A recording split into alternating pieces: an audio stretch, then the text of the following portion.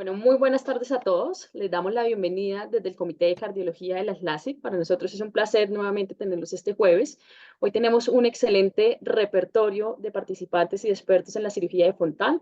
Le vamos a dar la bienvenida a nuestros primeros dos moderadores. El primero de él es el doctor Rafael Fraire. El doctor es intensivista pediatra, miembro de las LASIK. Hace parte del grupo del Hospital Universitario Austral de Argentina.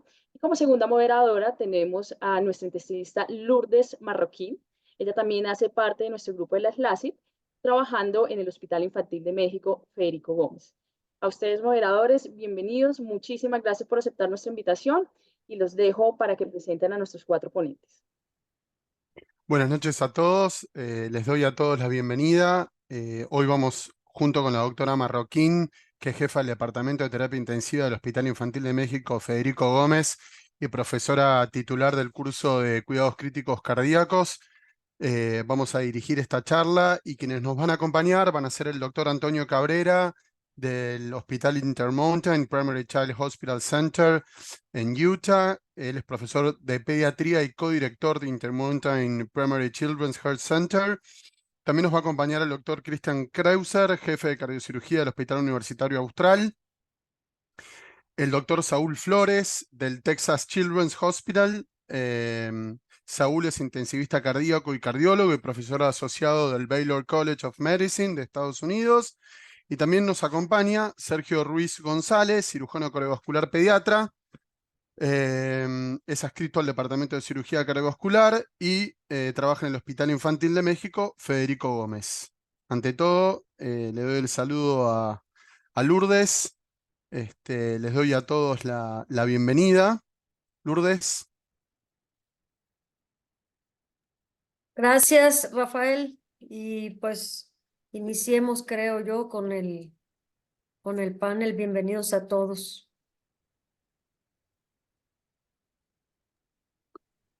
Hola a todos, les doy la bienvenida. Vamos a tratar de tocar algunos puntos importantes del posoperatorio de la cirugía de Fontan, de diferentes definiciones y de tratar de charlar lo más que podamos en esta hora y media que tenemos, tratando de sacar un jugoso provecho de la charla. Desde el inicio de los 70, la cirugía de Fontan, los criterios de selección de los pacientes se han ampliado, modificado, revisado, y los resultados a corto plazo desde aquel entonces hasta hoy han mejorado muchísimo su sobrevida, al punto en que eh, hay altísima sobrevida, más del 90% en los últimos años, con una supervivencia del 85% en pacientes que ya tienen hoy 30 años. Por lo tanto, esta cirugía avanzó muchísimo en lo que va de estos últimos años y gracias a los ponentes que tenemos en la noche de hoy, me parece que vamos a poder tocar diferentes tópicos y que la conversación va a ser más que interesante. Quiero empezar preguntando algunas definiciones. Estuve charlando con Lourdes sobre diferentes preguntas y nos parece como muy importante para armar un esqueleto de preguntas, charlar un poco de las definiciones de Fontan failure y Fontan tardío, para ver si hay alguna diferencia entre el Fontan fallido y tardío y si alguien nos puede dar alguna correcta definición.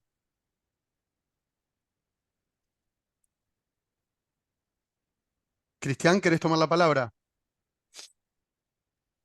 Bueno, Fontán fallido básicamente es una falla del sistema, un paciente que presenta claramente signos de insuficiencia cardíaca, y eso puede ser inmediato, en el posoperatorio inmediato, o tardío, un paciente que ha sido dado de alta y retorna al año, 2 años, 10 años, 20 años con signos de falla de Fontán. La falla de Fontán característica se presenta en 3 modelos clínicos. La primera es con función ventricular preservada, en el cual el problema básicamente son resistencias vasculares pulmonares o problemas de cañería, para hacerlo más fácil de entender, pacientes con estenosis de rama, pacientes con estenosis del conducto, o con cualquier otra situación en definitiva que provoque que en la vía del Fontán tenga obstrucción, como por ejemplo puede ser una estenosis de venas pulmonares o un foramen oval restrictivo. O sea que son básicamente causados por resistencias pulmonares elevadas o problemas en la vía del Fontán, tanto del lado derecho como del lado izquierdo. Esos son los pacientes que tienen función ventricular preservada, que tienen buena función ventricular. Después tenés el segundo fenotipo, que es el paciente que tiene falla ventricular, o sea que es un paciente que tiene caída de la fracción de eyección o con fracción de eyección preservada, que son pacientes probablemente que han tenido o que se ha realizado el Fontan luego de años de tener un cerclaje de arteria pulmonar y básicamente tienen un ventrículo muy hipertrófico, poco complaciente, y esos pacientes se caracterizan por tener, obviamente, presión de fin de diástole baja. Entonces se puede tener esos dos modelos ventriculares, modelo de caída de la fracción de eyección o con fracción de eyección preservada, pero básicamente muy hipertrófico. Y el tercer modelo es, obviamente, el peor de todos, que es la combinación de todo, que es básicamente la falla ventricular con resistencias vasculares elevadas o, al mismo tiempo, problemas en la vía del Fontan, tanto del lado derecho como del lado izquierdo. Bien. Y a los Y intensivistas, tardío, tardío podemos perdón, decir que es el Fontan hecho tardíamente, que obviamente que existen muchos, sobre todo en Sudamérica, pacientes que han tenido una cirugía de Glenn inicialmente como lactantes o en el primer año de vida, y luego esos pacientes por razones a veces sociales, que han perdido el acceso al sistema de salud o que viven en áreas muy remotas, vuelven a los 10, 12 años. De esos pacientes he visto muchos, por ejemplo, en el Hospital de Niños, Ricardo Gutiérrez, donde parte de esta historia comenzó, que retornan a los 12, 13 años con cianosis muy severa, colaterales aortopulmonares, colaterales venovenosas, fístulas arteriovenosas de pulmón, y obviamente son fontanes que se realiza el Fontan tardíamente, y la verdad es que son fontanes probablemente más complejos de realizar y probablemente con peor sobrevida, porque van a tener también, por el efecto deleterio de la cianosis, una peor situación ventricular, neurológica, digestiva, renal, hepática. O sea que eso para mí es la definición de estas dos entidades. Saúl, ¿tenés algún comentario para agregar de esto? ¿Ustedes ven mucho Fontan tardío también? Ese era, viste que cuando estaba viendo la plática estaba pensando en eso, exactamente eso, las definiciones. ¿Cómo defino esto?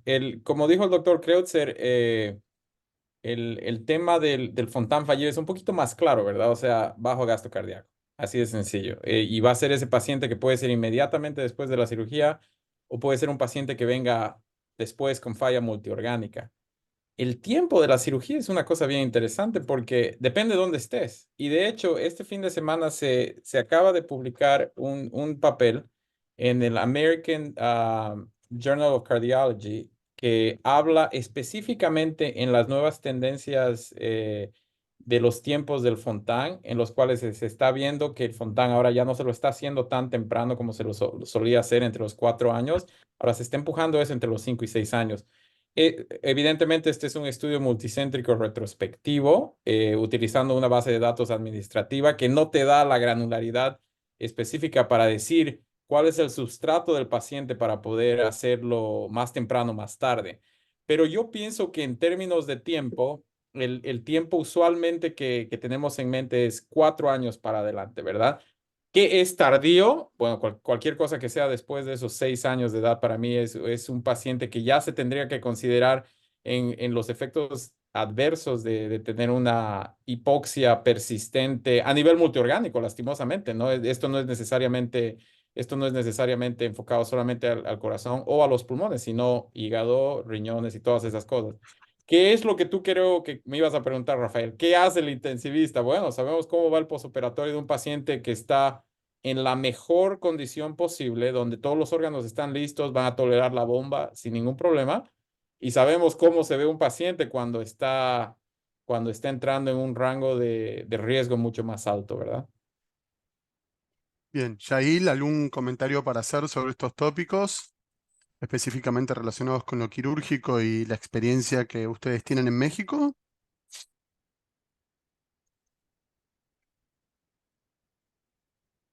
Buenas noches. Aquí me Ahí está. preguntaron, pero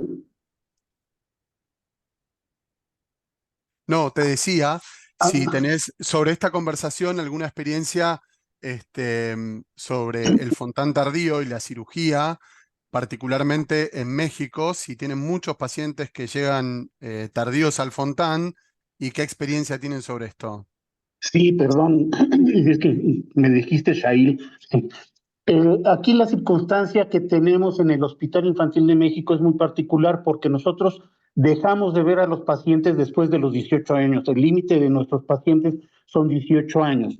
La gran mayoría de nuestros pacientes que llegan, ahora ya hemos podido reducir un poco la edad de la cirugía a 8, 7 años, pero hace 15, 20 años el promedio de edad era de 12 años aproximadamente.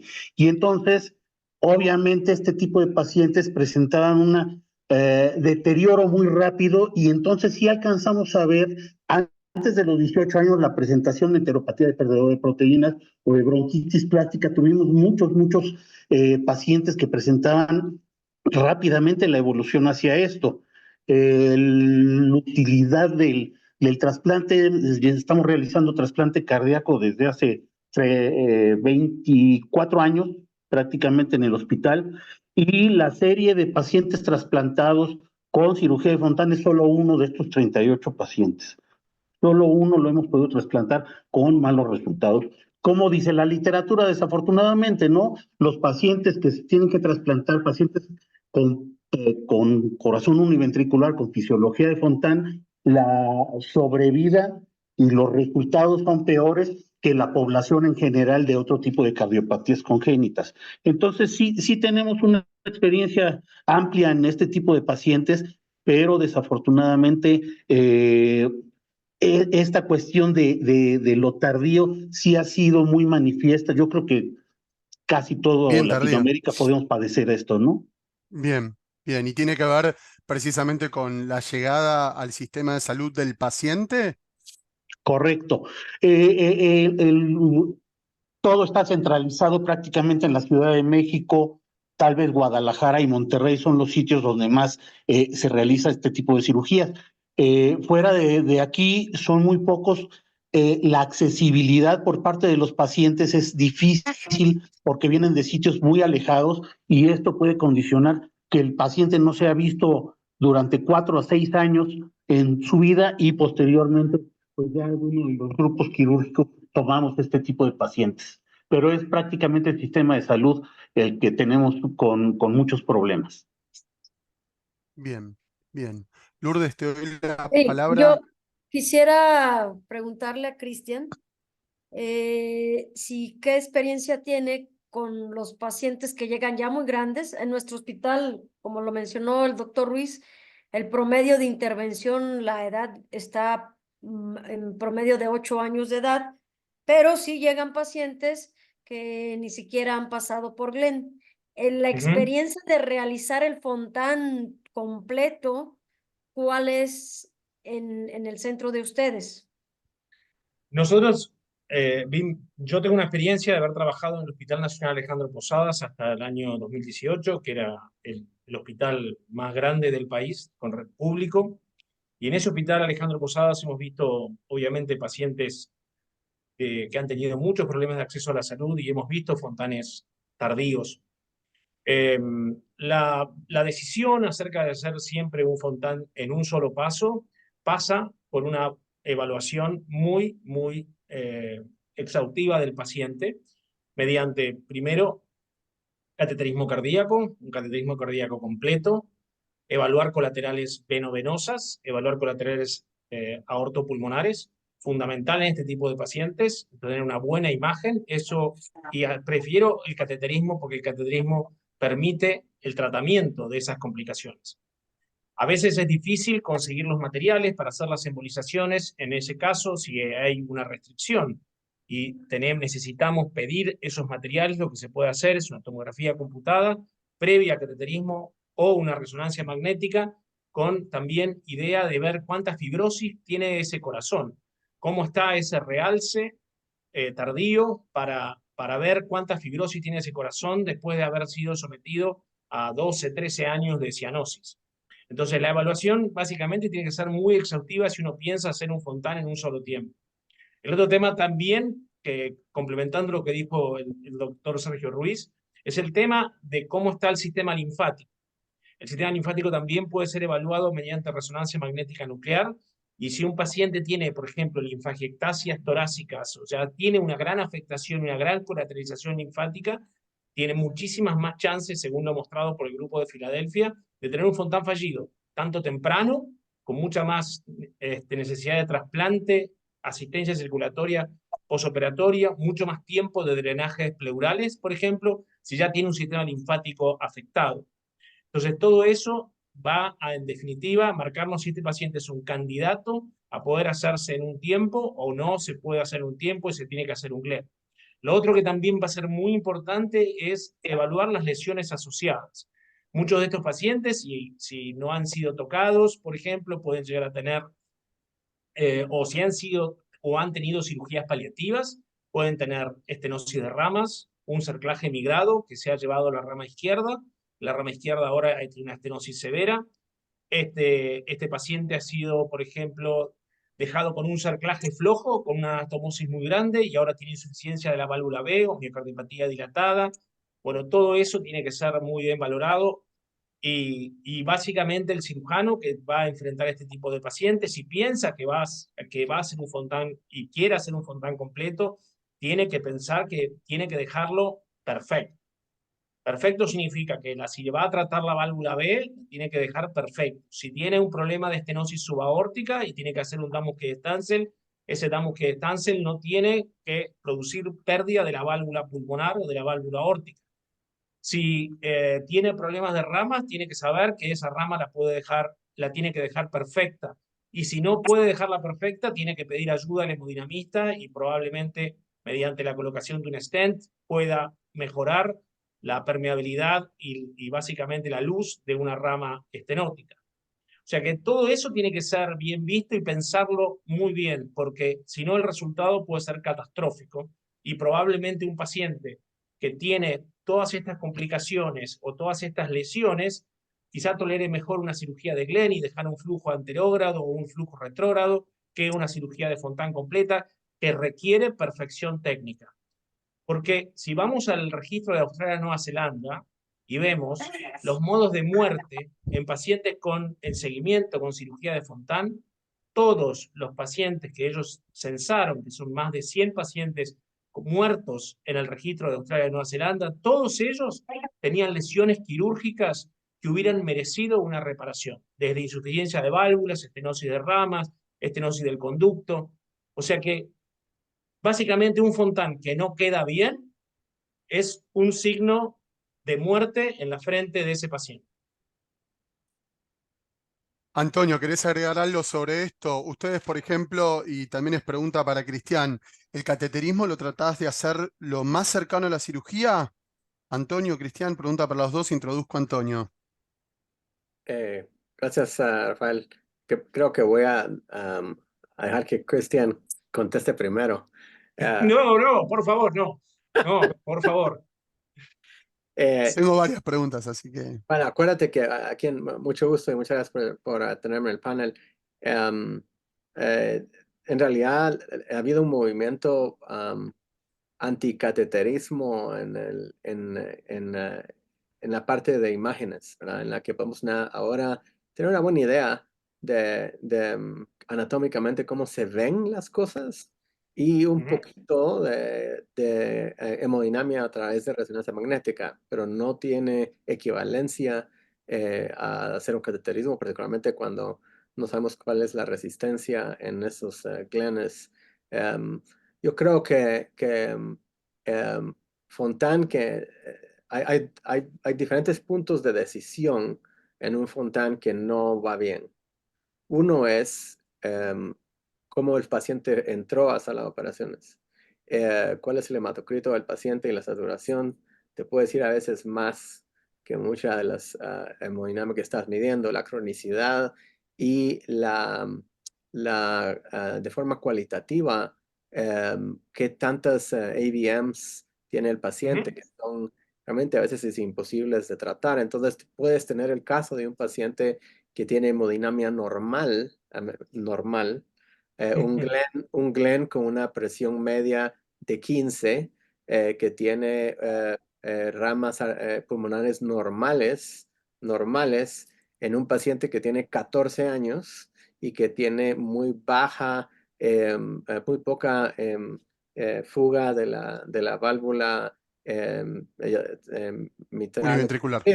univentricular, pero que históricamente tenía la resistencia vascular pulmonar elevada y lo pusiste en Tadalafil y ahí ha quedado, ¿verdad? Lo has estado marinando por años y de repente, estoy seguro, ese es el caso de nosotros, de repente se Lo aparecen pones en en bomba. la clínica o en visita con los cirujanos porque things are great, ¿verdad? Queremos ver si nos pueden operar. La trampa ahí está que cuando los cateterizas, los números se ven normales y la estimación de resistencia vascular pulmonar en un Glenn tan tardío, tan mayor, que tiene muchos AVMs, es at best inexacto. Es realmente, it's a guess.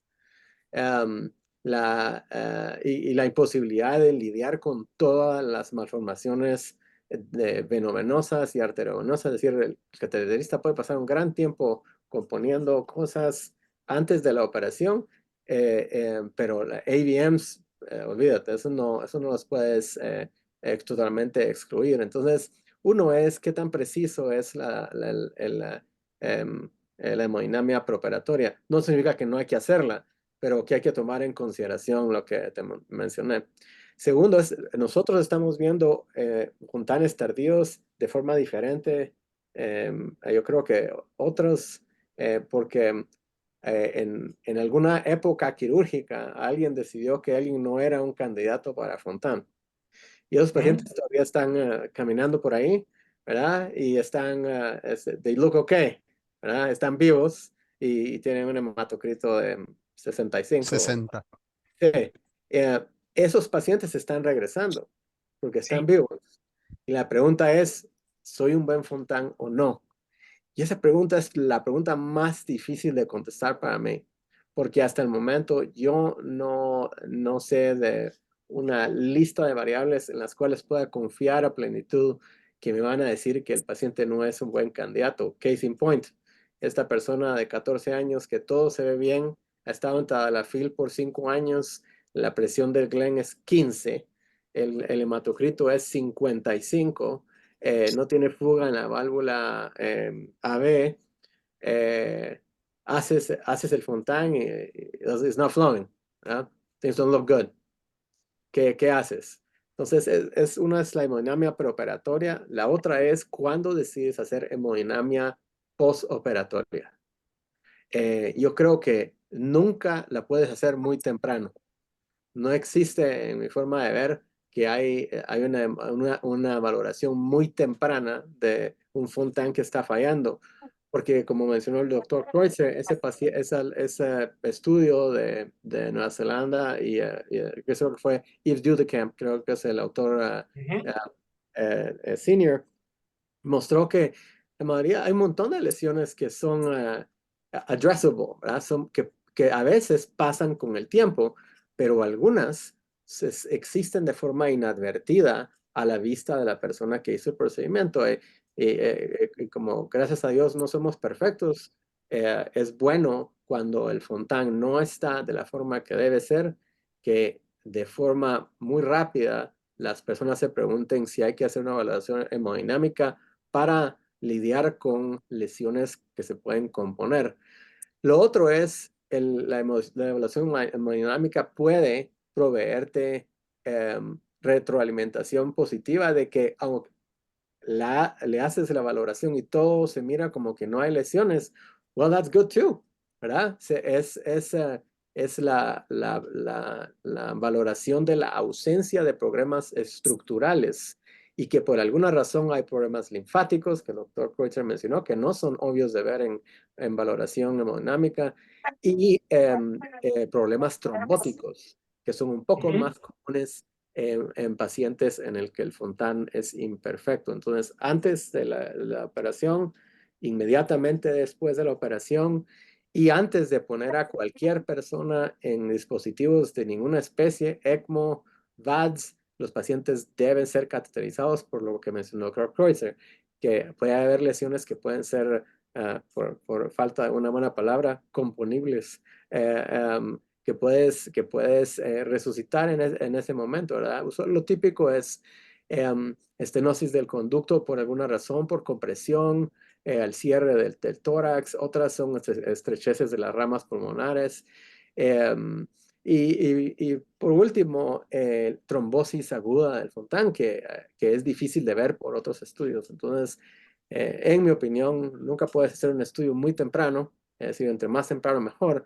Y cuando miras los resultados de ECMO, por ejemplo, el estudio de Karen Booth hace muchos años del grupo de Boston, la mortalidad de los pacientes con Fontan en ECMO es alta. Y usualmente los únicos que salen son los que le encuentras una lesión que se puede componer o que son trasplantados. Definitivamente, definitivamente. Saúl, ¿querés agregar algún comentario sobre esto? Y de paso aprovecho para preguntarte, fenestra sí, fenestra no. Llamativamente también en el equipo de Australia estuve leyendo algunos papers donde no muestran grandes diferencias en los resultados, pero quería tu opinión sobre esto. Nosotros hacemos fenestra, también le voy a preguntar lo mismo al doctor Sergio Ruiz, pero me gustaría saber algún comentario sobre esto, si me podés agregar. Sí, por supuesto. Yo me puedo enfocar un poquito en el posoperatorio temprano, o sea, ese Fontan que te falla de manera inmediata y ahora se están generando subpoblaciones de pacientes, como tú dijiste, como la sobrevivencia de todos estos grupos diferentes de lesiones congénitas está aumentado, las técnicas quirúrgicas casi se han perfeccionado. El bypass es lo más óptimo que ha sido y todas estas cosas. Entonces, estos pacientes llegan más lejos, pacientes que no hubieran llegado a Fontana antes, ¿verdad? Entonces, te llegan luego la terapia y sus perfiles hemodinámicos son completamente diferentes. Ahora empezamos a utilizar el término de la vasoplegia, ¿verdad? Que es una de las, posiblemente de los problemas que lidiamos inmediatamente después del Fontan, particularmente ese Fontan tardío, así como lo podríamos llamar, donde se encuentran completamente refractarios a todos los agentes vasoactivos que tenemos disponibles, ¿verdad? Entonces, lo que Antonio hablaba es bastante pertinente, que es cuándo voy a cateterismo, qué tan invasivo tengo que ser. Y bueno, lastimosamente esa es una respuesta bastante subjetiva porque yo puedo sentirme que soy bastante invasivo y quiero hacer las cosas rápido, pero tengo un centro cardíaco que dice, momentito, dale, le demos un tiempo. Entonces, esa es ahí donde se convierte un poquito el arte de lo que nosotros hacemos. Operamos en base a la información disponible y bueno, si hay resistencia para conseguir la información, entonces quedas trancado. Y esa es una realidad cierta.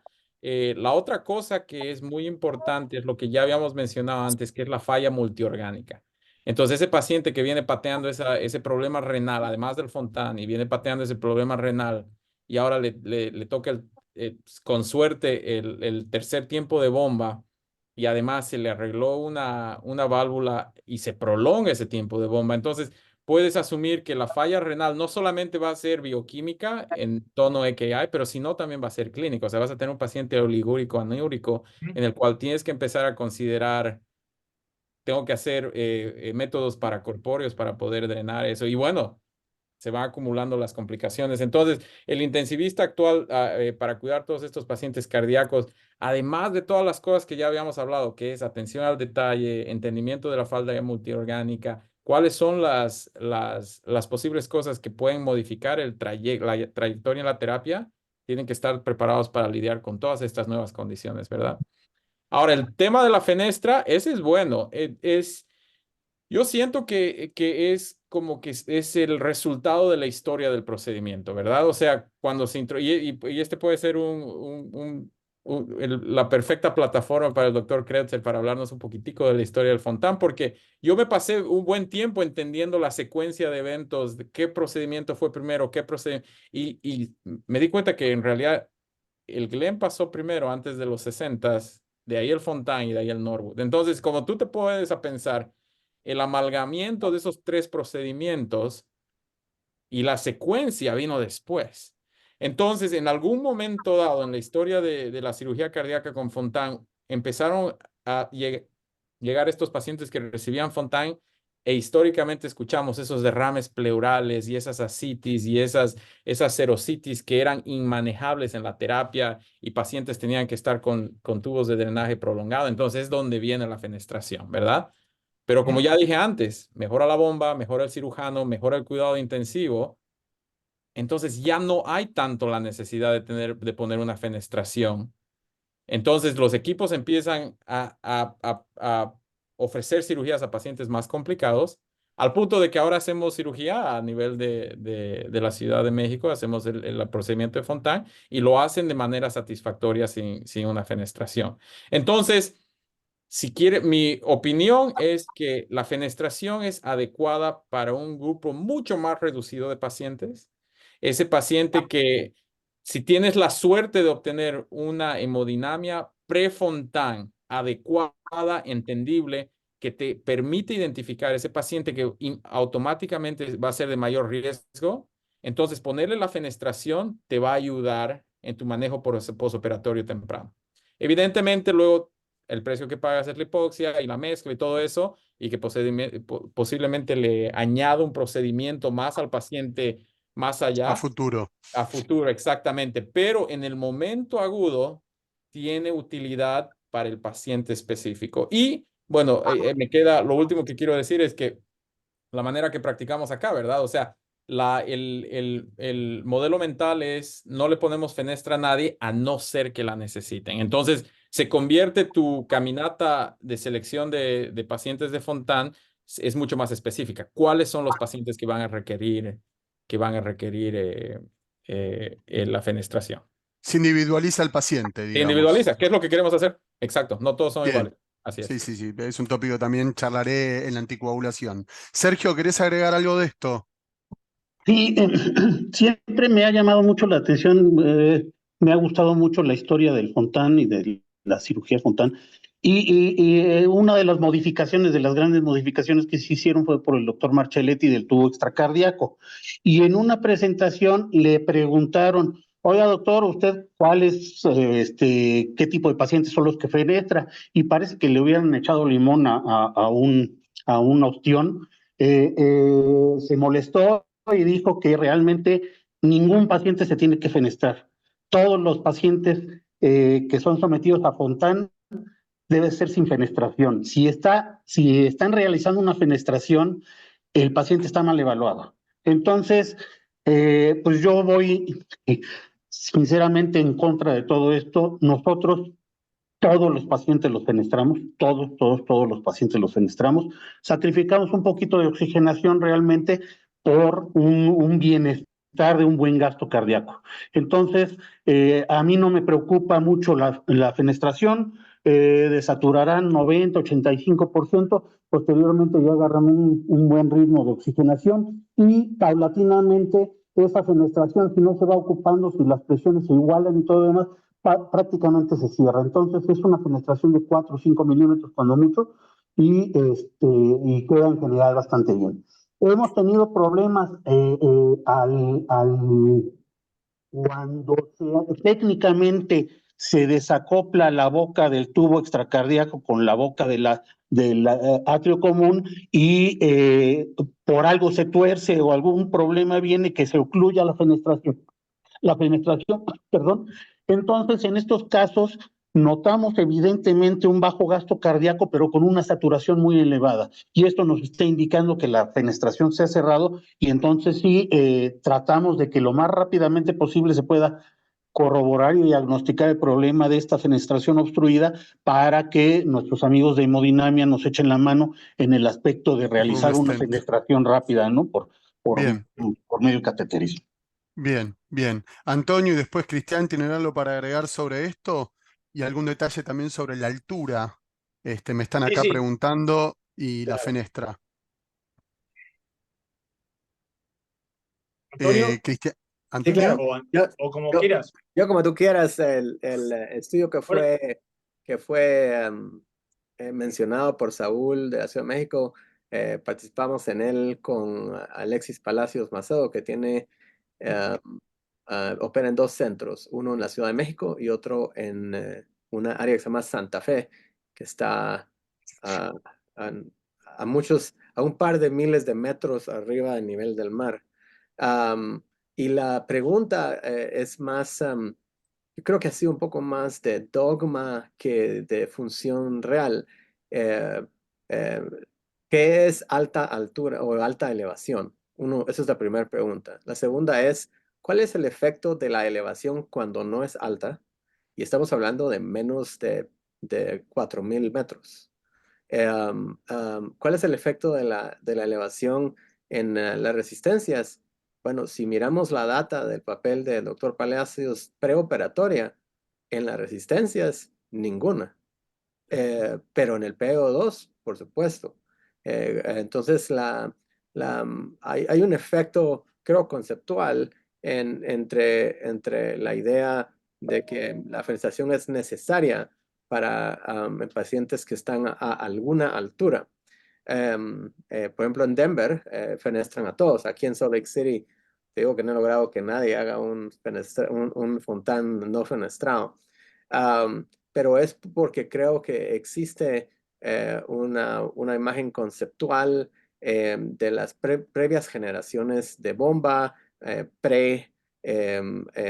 continuous ultrafiltration, manejo preoperatorio diferente, extubación en sala de operaciones, en fin, todas las cosas que antes se hacían de otra forma. Entonces, yo creo que si existe la oportunidad de tener pacientes no fenestrados, la respuesta que no se puede, la pregunta que no se puede responder en este momento es, ¿cuál es el efecto a largo plazo en no tener a alguien fenestrado, ¿verdad? Por ejemplo, en las presiones del hígado. No lo sé, en realidad eso no lo sabemos, pero la data de hacer estos fontanes saliendo del mar, como Saúl mencionó, por ejemplo, en Texas Children's, que siempre se han hecho, rara vez se han fenestrados, es muy individualizado. A mediano plazo los resultados son buenos, pero ellos tienen una estrategia un poco diferente. Ellos extuban muy temprano. Es más, no extuban ni siquiera en el intensivo, extuban en la sala de operaciones, tienen movilidad del paciente rápida, el manejo de los derrames pleurales es agresivo, en fin. Yo creo que es más dogmática o de estilo en este momento la fenestración, pero yo sí fenestraría a alguien cuyas ramas pulmonares son imperfectas o en el cual yo tengo duda que voy a tener garantizado un buen gasto cardíaco en el postoperatorio inmediato. ¿Verdad? El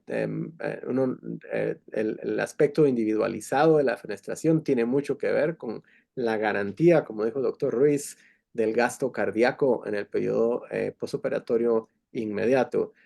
Como último, se debe fenestrar, dice, encima de los 1.200 metros a nivel del mar. Depende, ¿verdad? Si es un fontán perfecto, que no tiene problemas, ¿es necesario fenestrarlo? Esa es la pregunta, ¿verdad? Y tengo un poquito de problema con la idea absoluta, completa, de que totalmente sí o totalmente no. Yo creo que esta respuesta es nuanced. Y claro, va a haber pacientes que es bueno fenestrar y pacientes que no. Y eso creo que es un abordaje un poco más realista, porque si el fontán no funciona y no lo fenestraste, la primera pregunta a hacer es, ¿por qué no hacemos una fenestración? Claro, si hay que ir corriendo a hacerlo. Excelente, Antonio, excelente. Me parece que estamos llegando todos a la misma conclusión de que la individualización del paciente, en este caso el conocimiento de la anatomía previa prequirúrgica o el conocimiento de la historia quirúrgica del paciente y de todos sus antecedentes, pueden generar un valor muy importante a la hora de tomar esta decisión. Vos, Cristian, ¿tenés algún comentario para agregar? Y te dejo que quizás agregues también esta conversación que ya hemos tenido más de una vez de la extubación temprana y también en quirófano, Ya si voy a la llegar, podés ya voy a llegar a eso. combinar. Primero, Pero quiero contentame de la agradecer fenestra. le quiero agradecer a Saúl porque me pidió que hiciera un poquito de historia. Y la realidad es que si vamos a los fundadores de este procedimiento, Fontán no fenestraba en sus primeros 3 casos, hechos a fines de la década del 60 y publicados en el 71 en la revista Tórax. esos 3 casos no fenestró. Mi padre, con los 2 casos que realizó en el año 1971, sí fenestró y dejó obviamente anastomosis atriopulmonar y dejó un orificio de 6 milímetros en el foramen oval. Obviamente los pacientes anduvieron muy bien, tanto los de Fontán, y la gente inicialmente, en la década del 70, fue bastante optimista con respecto a este procedimiento. Pero obviamente faltaba mucha experiencia y obviamente cuando a uno le va bien inicialmente uno se llena de optimismo, pero luego comienzan las derrotas. Entonces, a fines de la década del 70, mi padre dejó de fenestrar y solamente lo reservaba para pacientes más comprometidos. ¿Qué pasó en la década del 80? En la década del 80, el concepto de la cabo pulmonar total de Castañeda y de Leval viene aparejado porque aparece otra entidad a complicar más la vida del Fontán, que es la hipoplasia de corazón izquierdo. Pensemos en el trabajo pionero de Norwood, fines de los 70, principios de los 80, Norwood en Filadelfia, a partir del 84, empiezan a haber sobrevivientes, se empiezan a hacer fontanes atriopulmonares a los 3 años en pacientes con paliación de Norwood en Boston, y empiezan obviamente a darse cuenta que la aceptación atrial compleja, porque obviamente tu válvula AB única es la tricúspide, por lo tanto una anastomosis atriopulmonar no es lo ideal, entonces tiene que poner un parche tunelizando las venas pulmonares hacia la tricúspide. Estos parches obviamente tienen alta... Aquí tenías una sola cavidad, la aurícula, que tenías que dividir en 2, básicamente un pathway para la arteria pulmonar y un pathway de las venas pulmonares para la tricúspide. Obviamente, alta chance de que uno de los dos quede obstruido, si no los dos. Entonces, obviamente eso hizo necesario en el thinking de Castañeda y de Deleval la necesidad, o probablemente Castañeda toma la idea de Deleval dándose cuenta que esto era ideal para los pacientes con hipoplasia de corazón izquierdo, y lo mismo hace Bill Norwood rápidamente. Entonces, también aparece un subtipo de pacientes que son más complejos. La hipoplasia de corazón izquierdo, en la década del 80 y del 90, la estenosis de rama izquierda era algo casi obligatorio. La mayoría de estos pacientes, o porque no sabíamos cómo reconstruir la rama izquierda y cómo dividir las arterias pulmonares en la cirugía de Norwood, era algo realmente muy común. Estos pacientes, algunos tenían disfunción ventricular, presión de fin de diástole ligeramente elevada, una historia, por ejemplo, de haber pasado meses en el respirador después de la cirugía de Norwood. Entonces, obviamente que podían tener mucho más chance de broncodisplasia. Entonces, obviamente que todo esto hizo que la necesidad de fenestración fuera en estas unidades, que fueron tan pioneras, casi mandatoria. Y ahora voy un poquito a lo que hacemos nosotros. Nosotros tenemos tanto en todos los hospitales que trabajé, tengo una gran restricción de camas, siempre. O sea que para mí, un paciente que se queda internado en una terapia intensiva 1 semana es un desastre. O no puedo operar otros. ¿Se entiende? Si ocupa una cama 1 semana, ese paciente le saca el espacio a una comunicación interventricular de 2 meses, cada cual yo necesito operar sí o sí porque ese niño está muriendo de insuficiencia cardíaca. Viene el invierno, le va a agarrar un virus inicial respiratorio y lo va a matar. Entonces necesitamos giro cama rápido. Y para eso necesitamos obviamente que todos los pacientes estén fenestrados. El único paciente que yo no fenestro es aquel paciente que tiene IBMs. Y eso es muy importante, muy importante. ¿Y por qué yo estoy siempre a favor de hacer cateterismo? Porque me gusta pedirle a mi querido hemodinamista, el doctor Marcelo Rivarola, que haga inyecciones selectivas en cada rama y ver la velocidad de la levofase. Y también tengo la suerte de tener a mi hermana, hemodinamista también, y muy capaz, siendo jefa del Hospital de Niños de Pittsburgh. Y cuando tengo una duda, le mando el video y le digo, Jackie, esto es ABMs. ¿Qué parece? No es tan lento. Sí es. No es. Bueno. Y eso es, básicamente, en ese tipo de pacientes, obviamente uno no tiene que fenestrar, porque si fenestra esos pacientes van a salir muy azules. Esos son típicos pacientes que andan en los primeros días del posoperatorio con 80, 85% de saturación sin fenestración, porque lo que básicamente tienen es un shunt intrapulmonar muy, muy grande. Bien, muy bien. Pero todos los Muy bien. caminos, pero básicamente lo que quiero decir es que muchos caminos te pueden llevar a Roma, y básicamente Roma es un fontán vivo, un fontán bien hecho, un fontán que se pueda ir de alta rápidamente, y obviamente que la tecnología que tenga cada unidad de cuidados intensivos ayuda. Pero si yo, a ver, habiendo trabajado en hospitales extremadamente pobres, la fenestración ha sido siempre un aliado para la rápida extubación. Y con respecto a la extubación en quirófano, yo creo que el éxito de esta cirugía para mi padre fue haber tenido dos grandes anestesiólogos en la década del 70 en el Hospital de Niños Ricardo Gutiérrez, que eran realmente maestros de la extubación precoz. Y estos pacientes salían extubados de quirófano en todos los casos en la década del 70.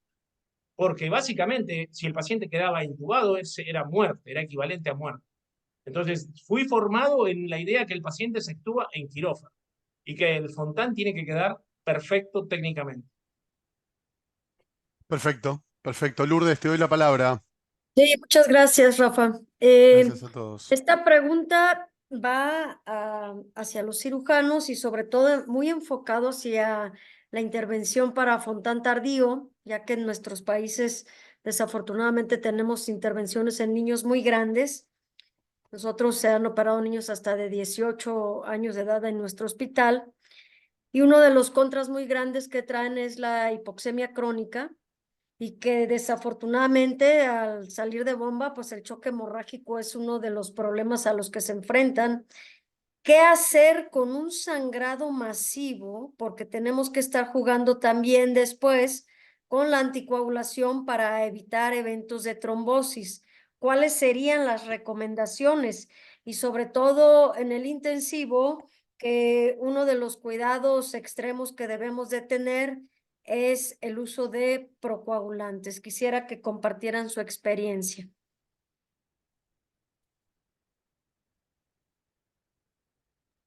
Te damos la ¿Quieres palabra. empezar?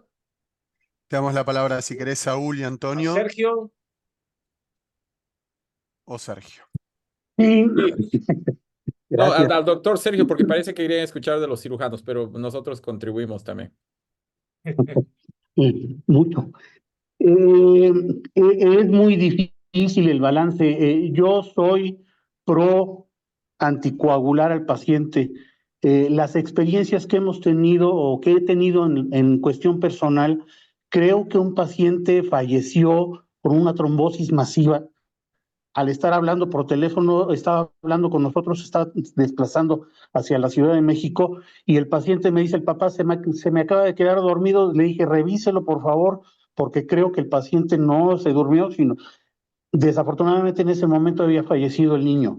El niño quedó con lesiones residuales del fontán de las arterias pulmonares, y en base a todo esto yo soy muy favoritista de que se anticoagule, y se anticoagule bien, no como una válvula aórtica, no queremos INR de 2, 3, 1,5 a 2, yo creo que es de INR, yo creo que es suficiente para evitar trombosis, y de la misma forma favorecer que no existan complicaciones de sangrados masivos.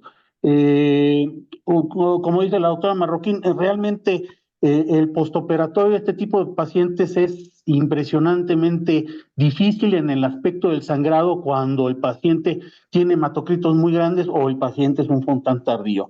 Tuvimos otro caso en el que estuvimos inmiscuidos en un protocolo de Rivaroxaban, eh, y este protocolo a este paciente afortunadamente le tocó Rivaroxaban, y a pesar de estar anticoagulado con Rivaroxaban, el paciente desarrolló trombosis de las arterias pulmonares. En el dado caso en que hubiéramos utilizado o que hubiera caído en la rama de la aspirina, probablemente hubiera sido fatal para este paciente. Entonces, creo que la anticoagulación es muy importante, es básica en este tipo de pacientes. Obviamente digo, si fue un Fontán perfecto con números previos maravillosos y el paciente evoluciona sin derrames pleurales y sin problemas de ascitis, creo que la aspirina pudiera ser un excelente medicamento o algún otro tipo de antiagregante plaquetario, pero realmente yo voy más hacia la anticoagulación. Gracias. ¿Alguien más que quiera comentar algo al respecto? Bueno, lo primero que uno tiene que hacer es, si uno piensa que tiene un paciente con altas chances de sangrado porque tiene muchísima circulación colateral, es primero anticipar y reducir la disección. Reducir la disección significa, por ejemplo, no disecar las ramas lobares, tratar de no disecar, por ejemplo, de no pasar la cava superior, porque puede tener mucha circulación colateral y dañar el nervio frénico. Entonces, colocar una cánula en la cava superior, una cánula en la aurícula derecha, enfriar y hacer con mínima disección, con un pequeño periodo de parada circulatoria o no, con aspiración directa de la cava inferior, la anastomosis, cosa de minimizar la disección.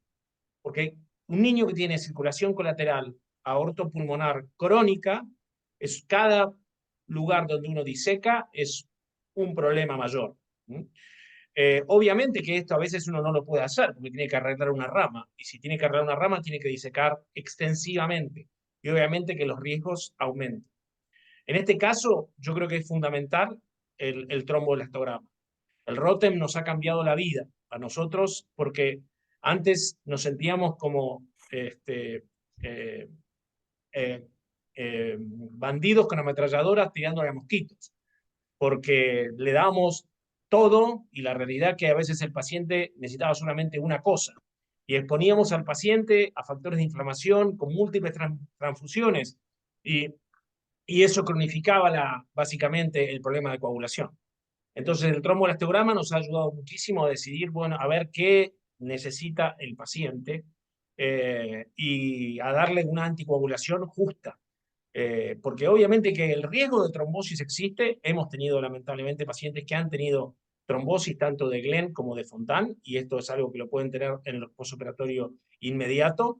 Por lo tanto, uno tiene que rápidamente estar convencido que la hemostasia se ha logrado en el quirófano para poder extubarlo y ese paciente al día siguiente comenzar con la terapéutica anticoagulante. Muchas gracias. Para los cardiointensivistas, quisiera preguntarles en el protocolo de anticoagulación en el posoperatorio, ¿cuál es el de elección de sus unidades? ¿Y en qué momento?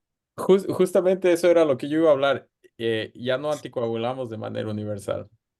La mayoría de estos pacientes se van a la casa, algunos con aspirina, particularmente si tuvieron, como dijo el doctor Ruiz y el doctor Kreutzer, si tuvieron una disección un poco más prolongada o como cuando la anatomía de las arterias pulmonares está disminuida de tamaño, esos son los pacientes que van en anticoagulación, pero así de que todos están terapéuticamente anticoagulados, eso ya es algo que no lo practicamos. Si el paciente además tiene trombosis venosas profundas o tiene algún problema no relacionado a la cirugía como tal, pero como complicación después del manejo posoperatorio, esos pacientes van en anticoagulación por ahora la mayoría de estos pacientes van a la casa con enoxaparina. Algunos más grandes van con transición a la warfarina. Pero en grandes rasgos, la gran mayoría de estos pacientes posoperados ya no están sistémicamente anticoagulados. Una pregunta de la audiencia es si aunque estén fenestrados, no anticoagulan. No de manera sistémica. Utilizamos dosis profilácticas de anticoagulante, pero que no se van a la casa y hacemos transición con agentes antiplaquetarios solamente. Ok, muchas gracias. ¿Alguien más? ¿Algún comentario en relación a este tópico? Sí, Lourdes, solo brevemente, estoy de acuerdo con ¿me oyen bien? ¿Me oyes bien? Sí, claro.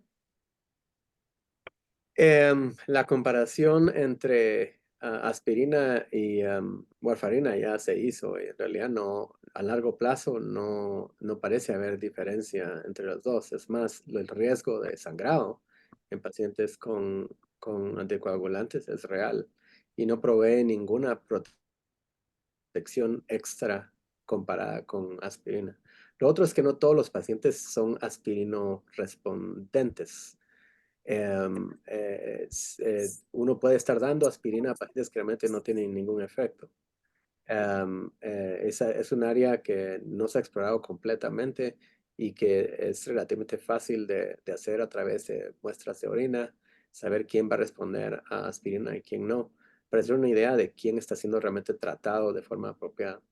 Por último, la hemostasia quirúrgica en la sala de operaciones es un mitigador muy importante, si no el más importante, en el uso excesivo de agentes hemáticos postoperatorios.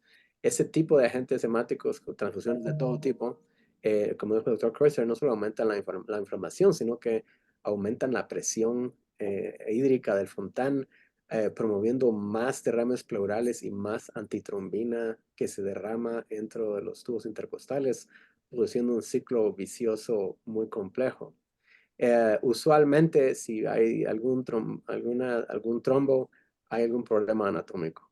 Entonces, es inusual que un fontán hermoso se trombose. Es posible, pero entonces la pregunta es, cuando el fontán se trombosa, es buscar posibles causas genéticas de trombosis que existen y ver si anatómicamente estamos donde queremos estar o si la función está donde debe estar. Sí, este punto es muy álgido, lo de anticoagulación, y realmente hay muchas preguntas en relación a esto por parte de la audiencia. Preguntan por parte de sus centros cuál es el anticoagulante de elección para irse a casa y por cuánto tiempo lo tienen que seguir los pacientes que presentaron trombosis durante su estancia. Esa es otra pregunta bien difícil, porque la enoxaparina es un muy buen medicamento, la titulación es difícil. Los cumarínicos y la warfarina son muy buenos medicamentos, muy viejos, y la industria actual farmacéutica pues ya no les gustan mucho los medicamentos viejos porque son buenos y son baratos. Entonces, en sitios de experiencia del manejo, nosotros tenemos muchos pacientes que les hemos puesto válvulas mecánicas, y el manejo de la anticoagulación con cumarínicos ha sido, yo creo que notablemente efectivo. Hasta donde yo recuerdo, nada más un paciente, y por qué él suspendió el cumarínico, bueno, la senocumarina, presentó una trombosis de una válvula mitral. Por lo demás, no hemos tenido eventos de trombosis y tampoco hemos tenido eventos de sangrados masivos. Solo un niño que estaba echando luchitas con su hermano desarrolló un hematoma retroperitoneal por un golpe que estaba el paciente anticoagulado. Entonces, si se tiene la experiencia del manejo de la anticoagulación, creo que los cumarínicos son de los medicamentos más nobles y más útiles en este tipo de pacientes. Y pues nos podemos ir a cuestiones más sofisticadas, como los nuevos anticoagulantes orales, apixaban o rivaroxaban, que pues son bastante caros y que al menos en nuestro medio no tienen una indicación precisa para este tipo de pacientes, sustituyendo a los cumarínicos. ¿Quién más que quiera comentar algo en relación a su experiencia en sus unidades con el uso de estos anticoagulantes? Yo, complementando lo que Cristian. acaba de decir Sergio, creo que comparto muchísimo lo que él dijo, también lo que dijo Antonio. La idea, creo que todos nosotros, es anticoagular lo menos posible por la menor cantidad de tiempo. Muchos ponen la vara en los 6 meses o el límite en los 6 meses. Básicamente, si pones ese límite, tienes que estar seguro que el Fontan no tiene ninguna lesión residual, derramas, ni nada. Y bueno, ahí se puede hacer el switch a aspirina. Nosotros tuvimos un protocolo de investigación con rivaroxaban, los resultados fueron buenos, pero la realidad es que hemos tenido experiencia con todos los anticoagulantes orales, warfarina, cenocumarol, y la verdad que no hemos notado ninguna diferencia entre unos y otros. Y la incidencia de trombosis es baja. Y una cosa muy importante que dijo Antonio con respecto a la hemostasia. La industria nos da algunas cositas y sobre todo, yo no tengo ninguna relación comercial con Johnson Johnson, pero hay dos elementos en la cirugía que nos ha cambiado muchísimo y que a veces la gente no lo sabe, que son las suturas de 5 ceros con el concepto Hemosil y la sutura de 4 ceros con el concepto Hemosil. La sutura de 5 ceros con una aguja muy pequeña de 9 milímetros de círculo, la utilizamos para hacer la sutura del tubo extracardíaco con la arteria pulmonar derecha. Y la sutura de 4 ceros con la aguja C1, que es una aguja más grande, es una aguja de aproximadamente 12-13 milímetros, también de 3/8 de círculos, esa aguja la usamos para la anastomosis de la cava inferior. ¿Y qué pasa? Estas suturas lo que tienen es la posibilidad de sellar los orificios de la aguja, cosa que si el paciente tiene un trastorno de coagulación, no va a sangrar por los orificios de la aguja. Es un tema técnico, pero es algo que realmente a nosotros nos ha dado muchísimos resultados y nos ha bajado nuestro tiempo de hemostasia. Y un tiempo de hemostasia es un tiempo menor, es un tiempo más rápido a la actuación precoz del paciente. Y es un tiempo menos exposición a hemoderivados. Por lo tanto, todo lo que uno puede hacer desde el punto de la hemostasia en el quirófano para asegurar que ese paciente esté seco cuando termina la operación y esté seco rápidamente, lo debe hacer, porque el paciente va a ganar en resistencia pulmonar, va a ganar en inflamación y va a ganar en un postoperatorio mucho más rápido. Muchas gracias. Regresando a las complicaciones del Fontan tardío, algo que vemos por lo menos en nuestra unidad y creo yo que en muchas unidades que intervienen pacientes tan grandes, es qué hacer, pregunta para los cardiointensivistas. Ya se fue Saúl, entonces queda nada más Antonio. ¿Qué hacer con la disfunción ventricular? Porque muchas veces pues nos vamos corriendo, la fenestra se cerró, nos vamos corriendo, se va a cateterismo, vemos que tiene una se abre la fenestra, vemos que tiene una telediastólica de más de 20, vemos que tiene resistencias altas, que tiene el sistema elevado. ¿Qué hacer con estos pacientes? Para nosotros han sido los niños mayores de 16 años un grave problema y un manejo muy difícil. Sí, en realidad es complejo cuando el Fontan ya está burned out, cuando está quemado, entender si es solamente la función el problema, ¿verdad? Y hay una distinción muy importante que hizo el Dr. Kreuzer al inicio de este panel, que fue, me gustó la palabra en español, problemas de cañería o problemas de... nosotros decimos Fontan failure o pump failure, ¿verdad?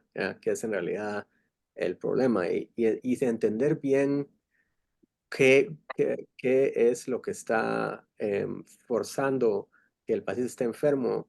Es difícil porque eventualmente la ruta final de todos ellos con alta intensidad de vasoactivos es que el ventrículo eventualmente falla. Entonces, en mi tiempo anterior, cuando pasé 10 años en Houston, hacíamos en pacientes que tenían exclusivamente fallo de bomba y anatomía de Glenn, hacíamos conversión de Glenn a Fontan no fenestrado con un ventricular assist device.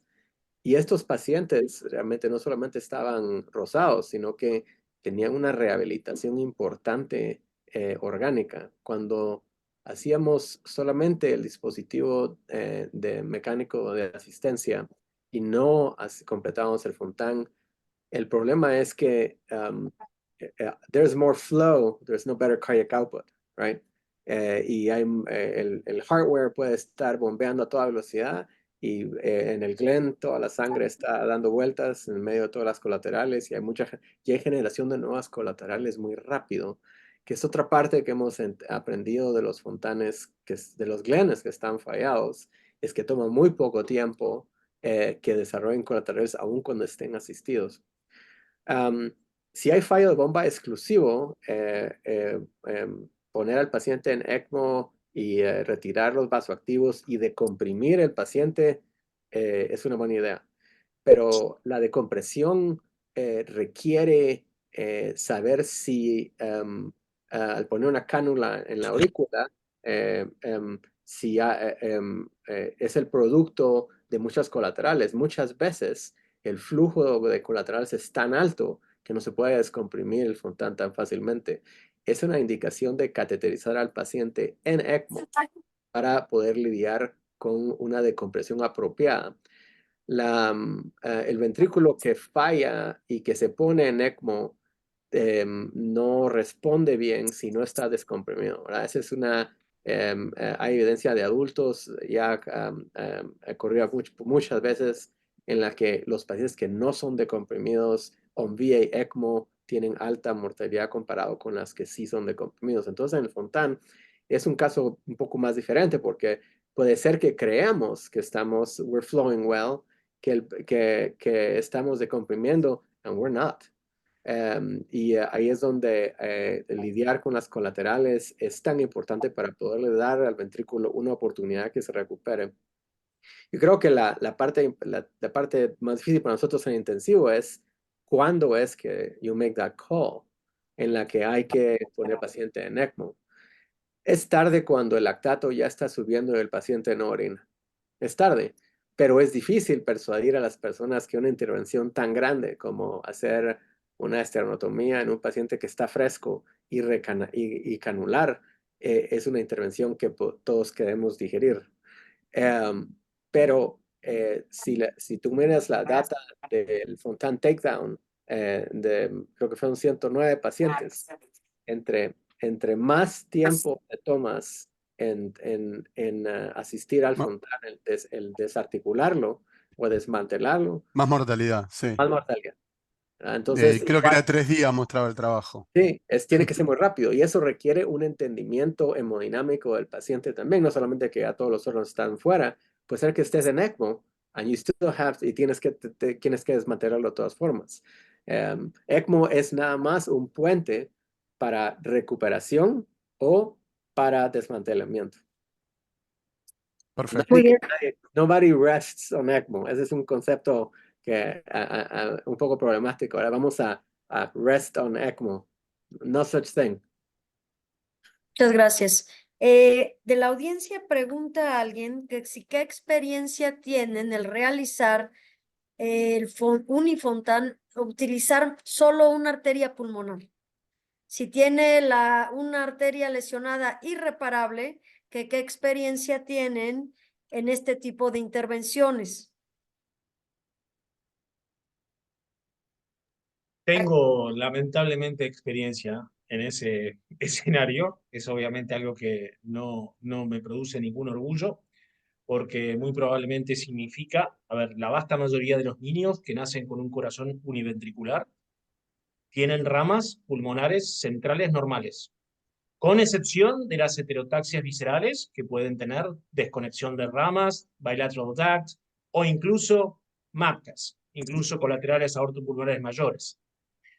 Pero son realmente muy minoritarias.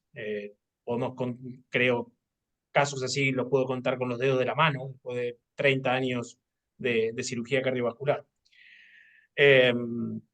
He hecho todos fenestrados, algunos con fenestras de 6, no son candidatos iguales. Martha Jacobs tuvo una serie importante de single lung Fontan, de Fontan a un solo pulmón. La mayoría de ellos eran solo de pulmón derecho, que es el pulmón más grande. Creo que single lung izquierdo es un pulmón más chico, probablemente sea una mala idea, pero es un guess, es una situación que no tengo ninguna evidencia especial. Lo más importante, creo, de todos es pensar que es realmente fundamental que estos niños reciban paliaciones iniciales perfectas. Hay un concepto que yo me peleaba mucho con los fellows de cardiología en Boston. Es decir, tenía una frase que a mí me producía una enorme enojo, que decían, it's just a shunt, es solo un shunt. Y yo decía, perdón, voy a ser un poco guarango, las bolas es un shunt. Perdonen, pero es así. Un shunt es la cirugía más perfecta, es como un bypass coronario. Un bypass coronario, básicamente, la permeabilidad de tu mamaria interna a la descendente anterior, probablemente es lo que le vaya a salvar la vida a ese paciente y le asegure probablemente 10 años más de vida. En un Fontana, un shunt es lo que le va a permitir ser un buen candidato, un paciente univentricular, un shunt es lo que le va a permitir ser un buen candidato el día de mañana a esta cirugía. Por lo tanto, la obsesión que tiene que haber en la perfección del shunt, en el largo del shunt, y lo mismo con el banding. Si uno va a hacer un banding, se hace poco banding hoy en día, pero si uno va a hacer un banding en un ventrículo único, uno tiene que estar seguro que ese banding quede bien fijado, que ese banding quede con un gradiente de presión adecuado. ¿Se entiende? Porque si no, son cirugías que son paliativas iniciales y a veces la política institucional es dársela al cirujano más joven, al junior faculty, y es un grave error. Un shunt es ser la cirugía probablemente más difícil, porque tiene que quedar perfecto, porque es lo que le va a garantizar al paciente su calidad y cantidad de vida, ¿sí? Y evitar que ese paciente haya perdido una rama pulmonar. La otra entidad que tiene single lung Fontan es lamentablemente la hipoplasia del corazón izquierdo, sobre todo los niños que han tenido estenosis de rama izquierda post-Norwood, y a veces, aunque la rama izquierda haya quedado tan bien, la arteria pulmonar crece tanto, que la neoaorta crece tanto, que termina comprimiendo la rama izquierda y estos pacientes terminan perdiendo la rama izquierda. En este sentido, creo que hemos hecho algunas cirugías que hemos ido a la cisura pulmonar. Hemos puesto en la cisura pulmonar izquierda un tubo de Gore-Tex en pacientes que tienen un segmento largo y pensamos que ahí ya no se puede ampliar eso porque la arteria, la neoaorta lo va a volver a comprimir. Y en la cisura hemos tirado un tubo de Gore-Tex que hemos llevado hacia el mediastino, dado vuelta al paciente y encarado desde el medio y que el tubo de Gore-Tex de 10 milímetros sea su nueva rama izquierda. Eso para evitar que sea un single lung Fontan. Obviamente esta experiencia es anecdótica, solamente son 2 casos, pero es algo que uno puede llegar a hacer. Si la rama intrapulmonar existe, uno puede ir a la cisura y rescatar una rama izquierda. Pero obviamente lo más importante de esto es que no pase. Si pasa, probablemente es porque uno de nosotros cometió un error. Y esta es una cirugía que tiene que ser perfecta, desde la paliación, pasando por el Glenn y llegando al Fontan. Siempre perfecto. Si no está perfecto, va a andar mal. No tiene tolerancia a la falla, al residuo. Perfecto, perfecto. Quiero hacer un mini paréntesis sabiendo que faltan 15 minutos para finalizar la charla. En total agradecimiento por todos los participantes. Llegamos a casi 90 oyentes que nos están escuchando en la tarde de hoy. No quiero dejar de comentar de que muchas veces a todas las preguntas que hacen no estamos pudiendo llegar porque tratamos de tocar todos los tópicos y se hace un poco difícil. Pero quiero preguntarle un poco a Saúl si tiene algo de experiencia. Estamos hablando de la cirugía puntual del Fontan failure, donde sabemos que podemos hacer el desmontaje, que lo comentamos, el Kawashima. Y el tercer punto, que después también le daré la palabra a Saúl y a Cristian, es el abordaje alternativo de la anastomosis de la vena brachiocefálica a la aurícula. No sé si, Saúl, como intensivista, escuchaste algo de experiencia sobre esto y qué tenés para comentar para que después los cirujanos hagan también su agregado. Está Saúl, está nada más Antonio. Antonio, perdón, tenés razón. Quise decir Antonio, porque lo estoy viendo. No te preocupes. No tengo experiencia con turn down de la subclavia. En realidad esto se ha hecho exclusivamente en algunos centros. Nosotros no no lo hacemos. He visto la experiencia de Jack Rome poniendo un covered stent del Fontana a la aurícula, que es un procedimiento en el cual solamente sales de esta cinta torácico con catéteres y llegas a la aurícula, que es realmente es unas causas de angina en el cardiólogo usualmente, pero con resultados agudos importantes, ¿verdad? La pregunta es, ¿qué tipo de paliación y por cuánto tiempo? ¿Y cuál es el objetivo de esa intervención? Como la fenestración y como otras intervenciones que tienen un objetivo específico, entender la fisiología de por qué funcionan y cuándo no funcionan es crítico. Yo creo que hemos estado agonizando por largo tiempo en pacientes que no mejoran y es admirable la creatividad de las personas que han buscado soluciones en ese ámbito de hacer derivaciones. Antes de hacer ninguna derivación, es mi opinión, hacer un linfangiograma por resonancia magnética es muy importante porque la solución es tan importante como la causa, ¿verdad? Entonces es mejor saber si la causa del que el Fontán esté fallando es otra antes de proceder con hacer derivaciones. Yo creo que el doctor Kreuzer tiene experiencia con esto mucho más de la que puedo tener yo, entonces me reservo nada más. ¿Querés comentar, Sí, Cristian, lo que hacemos en el sí. hospital? Yo tengo la suerte. Primero voy a contar por qué me volví linfomaníaco. Yo me volví linfomaníaco porque yo hacía recuperación cardiovascular y cuidados intensivos. Y era el coordinador quirúrgico de la terapia cardiovascular del Hospital de Niños en Buenos Aires.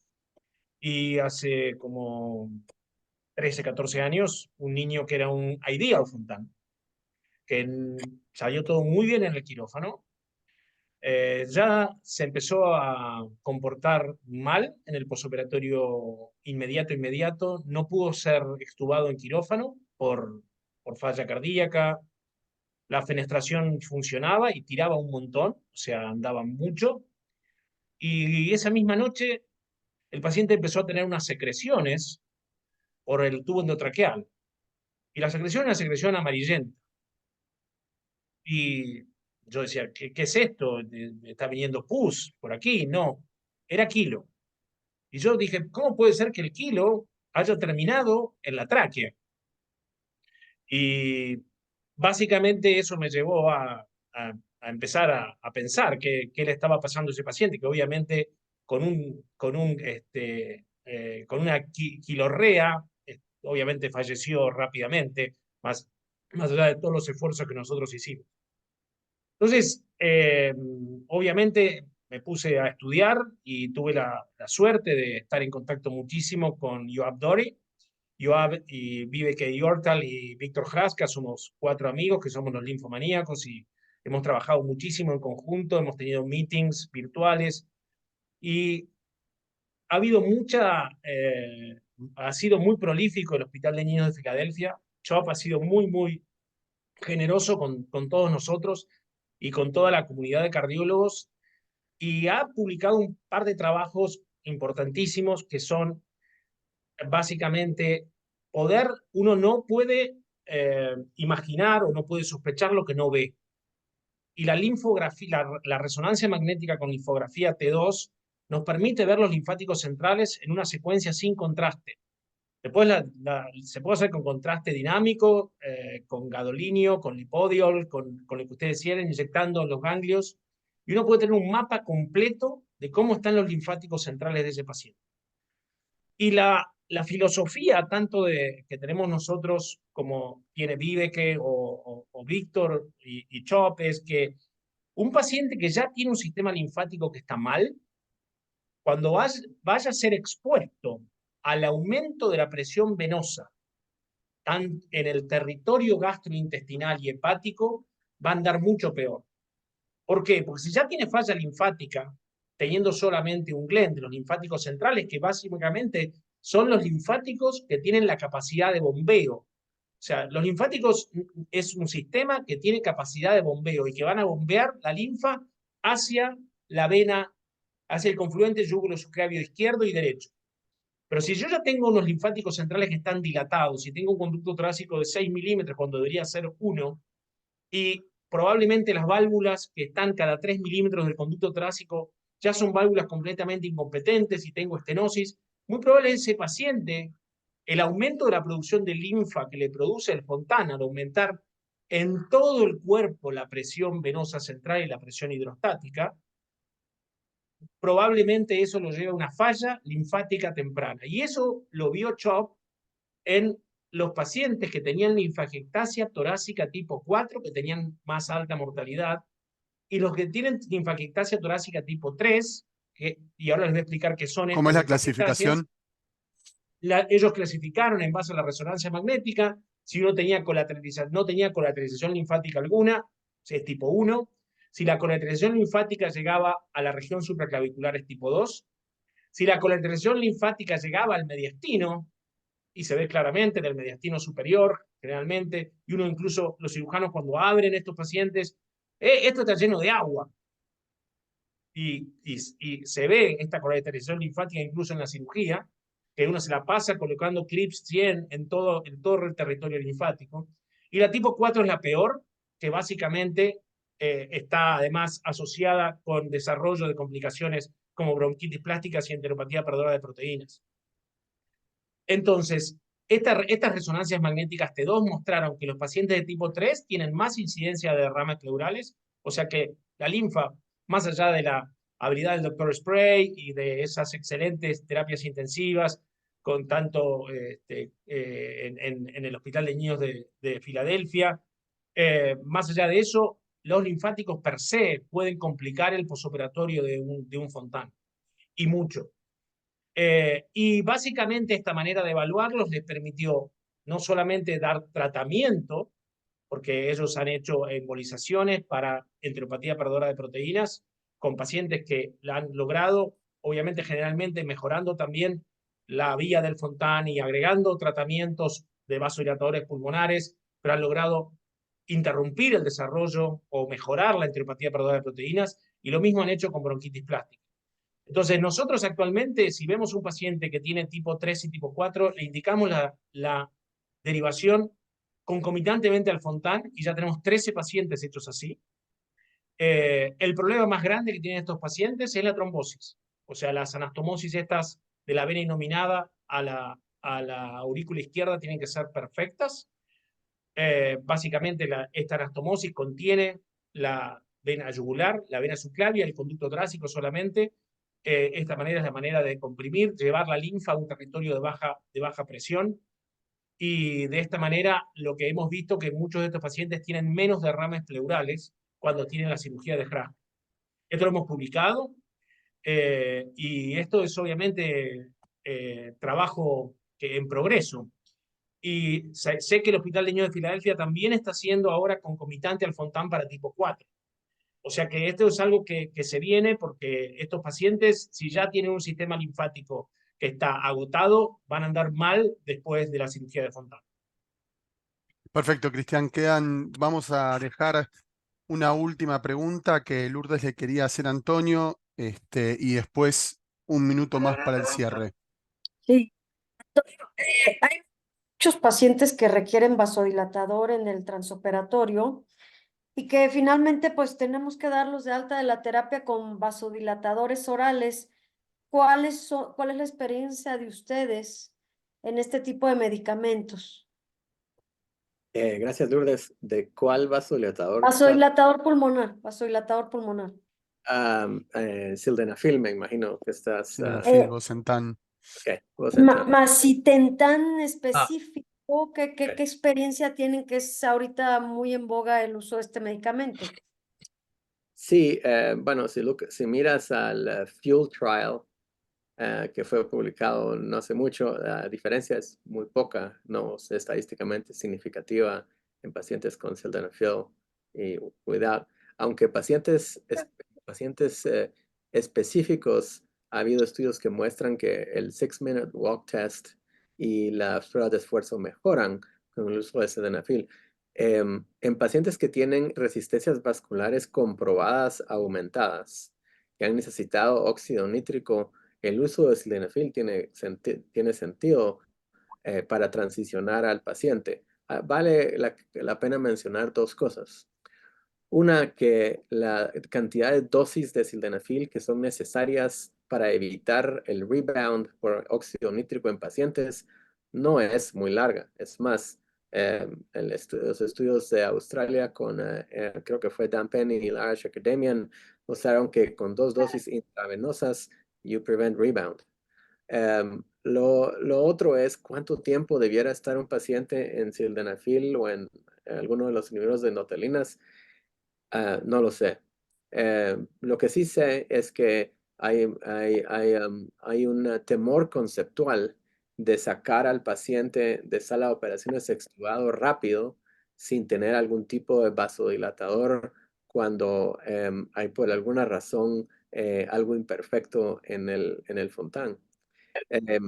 Yo creo que es un estudio que no se ha hecho en algunos en pacientes específicos que tienen resistencias altas, pero The Fuel Trial por lo menos mostró que no había diferencia. Lo último es lo que dijo Cristian al inicio, que fue los fontanes que estamos tratando no son atresia tricuspidia, ¿verdad? Entonces son pacientes complejos. Los estudios publicados ahora por Pediatric Heart Network en el seguimiento de SVR3, que es el estudio de los hipoplásicos conforme pasado el tiempo, muestra que la sobrevida independiente de trasplante, transplant free survival, es 54% a los 12 años, lo cual significa que hay mucho por hacer en el intermedio entre el primer estadio, el segundo y hasta que llegara al tercer estadio. Entonces, yo creo que el uso de medicamentos, el monitoreo específico de complicaciones a través de estudios secuenciales, de pruebas de ejercicio, resonancias magnéticas y lidiar con el envejecimiento del Fontan, por falta de una mejor palabra, y de la transición hacia el cuarto elemento de la paliación, que es trasplante, en buena condición, no mala condición, es probablemente el paso a seguir. La contribución de la paliación secuencial ha sido enorme para pacientes que tenían un absoluto riesgo de muerte al nacer y que ahora tratamos como pacientes crónicos. Muchas Bueno, muy gracias. Le voy a bien. dejar la palabra a Rafa para que cierre el panel. No, más que nada para agradecer. La verdad que voy a decir solo dos cosas. Una, agradecer a todos porque tuvimos entre casi 120 personas en total entre el Zoom y el Facebook. Y la verdad que nos enorgullece, estamos muy agradecidos y esperemos que sigamos haciendo estos encuentros para seguir creciendo en información. Queda pendiente hablar de trasplante y de la evolución neurológica de estos pacientes. Me parece que un pendiente del SVR Trial es claramente los números de este submundo que hay en la cardiopatía congénita, que primero se preocupó de la cirugía y de la recuperación cardiovascular, pero claramente el tercer paso es el neurodesarrollo de estos chicos. Sabemos que Jill Welnors, hace años viene hablando de esto, pero me parece que más trabajos deberían ser publicados sobre este tópico. No sé si querés agregar algo más, Lourdes. Yo estoy completamente agradecido, tanto por la invitación como por la participación de Saúl, Sergio, Cristian y de todos los que han sido convocados. Lourdes. Bueno, Y una buena discusión.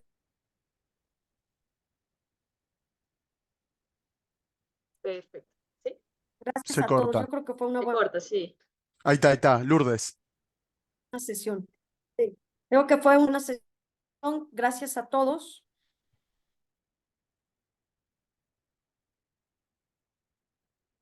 Sí, se corta. Antonio, también muchísimas gracias. Quedó congelada.